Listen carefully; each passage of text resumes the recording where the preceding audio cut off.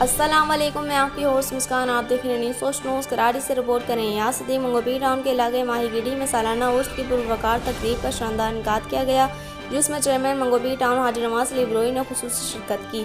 اس روحانی، ثقافتی اور روایتی تقریب میں سندھ، بلوچستان سمیت ملک بھر سے زائرین کی بڑی تعداد نے شرکت کی، جس میں علاقے میں خوشی و عقیدت کا ماحول دیکھنے میں آیا۔ عرس کی تقریب میں ڈپٹی میئر کراچی سلمان عبداللہ مراد، نائب صدر ڈسٹرکٹ ویسٹ صدیق اکبر، انفارمیشن سیکریٹری ڈسٹرکٹ ویسٹ علی اکبر کاچیلو، معزز سماجی و قبائلی رہنما رجب رند، ستار بروئی، سلیم رند، خلیفہ عبداللہ رند، ہاشم رند، وڈیرا غفور رند، یوتھ کونسلر جاوید بروئی اور دیگر ممتاز شخصیات نے بھی شرکت کر کے تقریب کو چار چاند لگا دیے۔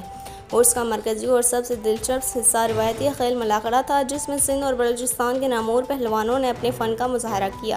دنگل کو دیکھنے کے لیے کراچی کے علاوہ اندرون سندھ و بلوچستان سے بھی بڑی تعداد میں لوگ جمع ہوئے۔ تماشائیوں نے اس قدیم کھیل کی بھرپور پذیرائی کی، جو ہماری ثقافتی پہچان کا مظہر ہے۔ اس موقع پر چیئرمین حاجی نواز علی بروئی نے میڈیا سے گفتگو کرتے ہوئے کہا، منگوبیر کی دھرتی روحانی، ثقافتی اور تاریخی اہمیت رکھتی ہے۔ آج یہاں آ کر دلی خوشی ہوئی۔ ہماری کوشش ہے کہ اس طرح کی تقریبات کو مستقل بنیادوں پر فروغ دیا جائے، تاکہ نوجوان نسل اپنی روایات اور ثقافت سے جڑی رہے۔ ڈپٹی میئر سلمان عبداللہ مراد نے تقریب سے خطاب میں کہا، منگوبی ٹاؤن کی عوام محبت اور روایتوں سے جڑے ہوئے ہیں۔